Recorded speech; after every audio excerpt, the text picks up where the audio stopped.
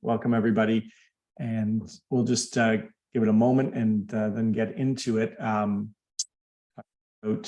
the new preview feature and some other things, and answer any questions that people have. So what I will do is I'm going to share my screen. Get at it. So just wanted to let everyone know about the preview and how to use it and some of its features and where it's getting information from and things like that. So just so you have a better understanding of how it works. So I'm going to pull up my favorite client, and here we have Homer.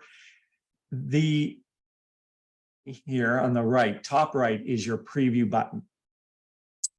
So what it's going to do is it's going to generate, in essence, the document that you select in a viewer that you can view, and it's what we call HTML. That means it's what websites use. So it's not a Word document; it's in essence like a picture of a document, and it is taking all the data from the client, just like it would do with generating a document. The other part of the data that it's collecting aside from what kind of gifts you make and who you appoint and all of those things, the other part of it is your document settings for any particular document. So on the left side of your screen, when you're outside of a client, so you're not in a particular client file, you're back at the main screen, you have these documents that we've talked about before. This is a list of all your documents, and you can customize them on a default level. So in other words, this is what it's going to generate in the preview. So for example, the single will, if I don't want it to generate a cover page every time, then I can unclick that. If I want to have different definitions, etc., if I want to have different admin provisions, whatever I might want, whatever I pick in here is going to come out in the preview. It's going to use these inputs for the preview. So if I want to generally use numbered rather than Roman numerals, then I'll set that as my default. My preview will preview with that. Same with the fonts. You know, if I typically want 12, whatever my defaults are on this, that's what the preview is going to use. Okay. So what we're going to do is go to our client here, and I'm working away. I'm doing whatever I might do in my plan, blah, blah, blah. And then I want to see how we're doing. So I click on the little eyeball there, the eye, and these are the documents that I can view. So I might want to look at what the will looks like. I might want to look at what the reporting letter looks like. I might want to look what a power of attorney looks like for this client. Let's start with the single will. So I just click the single will. Now it should take about 5 seconds to generate. Now we're working on getting that number down. If you ever see that it's taking longer than 5 seconds, you can flip us a note. We are monitoring it and updating it, but we're going to solve that problem. So it's always going to be under 5 seconds, but that's where we're at now. And now what I can do is it created a single will using my inputs, right? And whatever data I put in for this plan. And I can look at it, obviously. I can scroll down, I can view it. You'll see a few things. First of all, any cross-referencing. So when it refers to another paragraph in the document, it's going to come out this way so that you can click on it to see what it's linked to. So it's going to be clicked to that one. It's this paragraph 4. Okay. That's where that's linked. That's why it says that's a reference. Okay. Obviously, when you generate the Word document, it's not going to have that. It's going to have the right number and all of that. But for us to be able to jump around, we wanted to indicate that there's going to be a cross-reference there to another paragraph. But this is basically what would come out in Word, in essence. And so you can check to make sure, you know, for example, I'm looking through this and this is not the clause I wanted, okay? I didn't want there to be an interim distribution at 25% at 21. So this is in the descendants only. I can go here. While this is open, I can go in and make changes, right? So I can see, oh no, I didn't want this. I'm going to make that, you know, age, edit that, make that age 22 and give them 30%, okay? and done and save. And when I refresh this, it's going to reappear at the same spot that we were looking at. Okay. So now when I look at this, I can see, oh yeah, there it is, 22 and 30. So I can, within, I wouldn't say instantly, but within 5 seconds, have an update, make sure what I'm doing, what I'm getting, what I expect I'm getting. And so you can have instant feedback. It'll take you right back to the spot you were last viewing. Okay. If I close it down, if I don't, again, you can, let me just talk about a few things here. You can drag this, make it bigger or smaller. So you see this button or this spot here. If I click on that and I drag with my mouse, I can make it bigger or I can make it smaller. And that's as small as I can make it.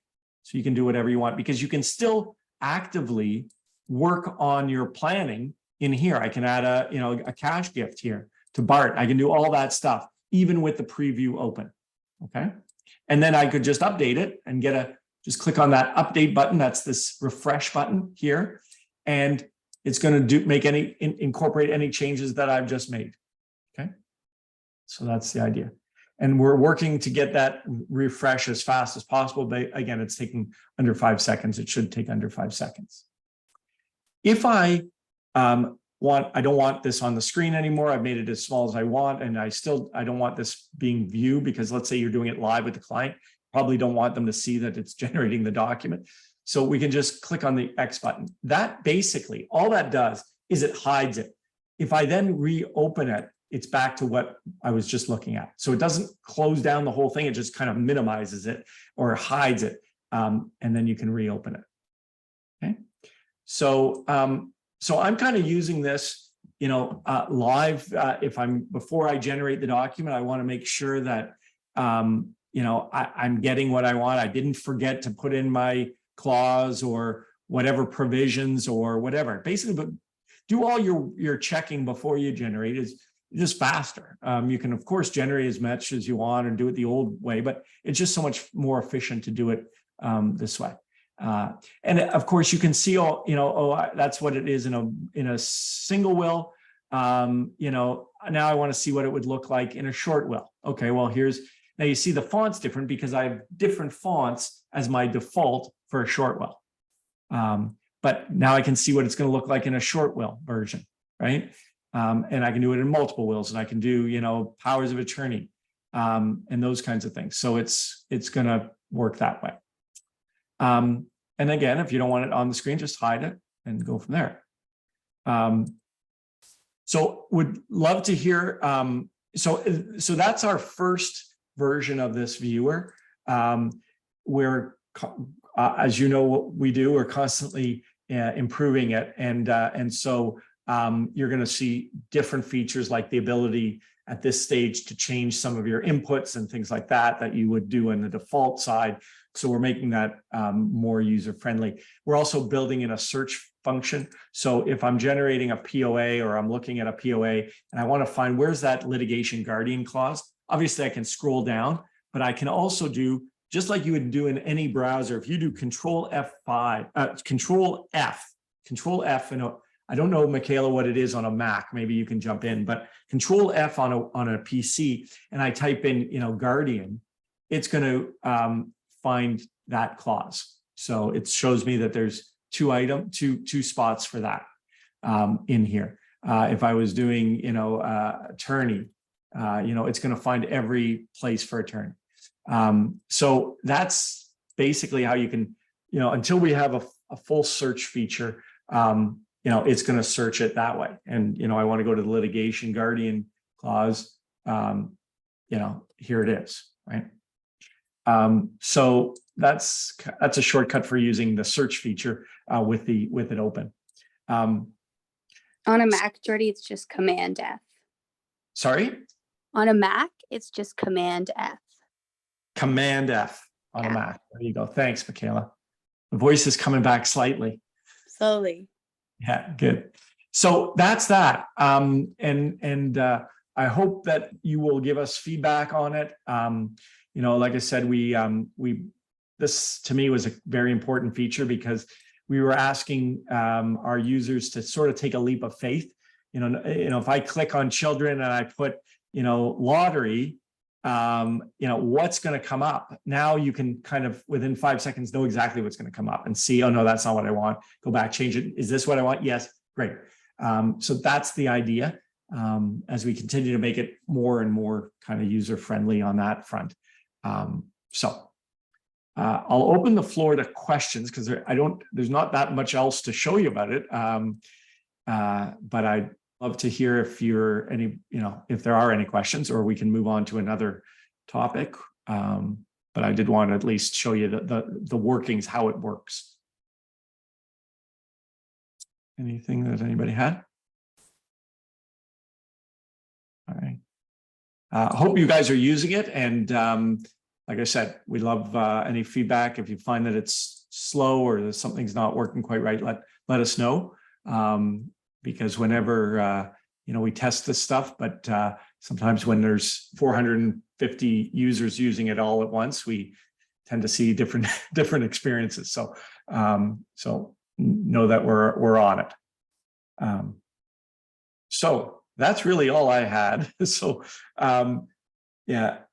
Anything else that any questions people had just generally about eState or something you're trying to do, or anything that I can help with?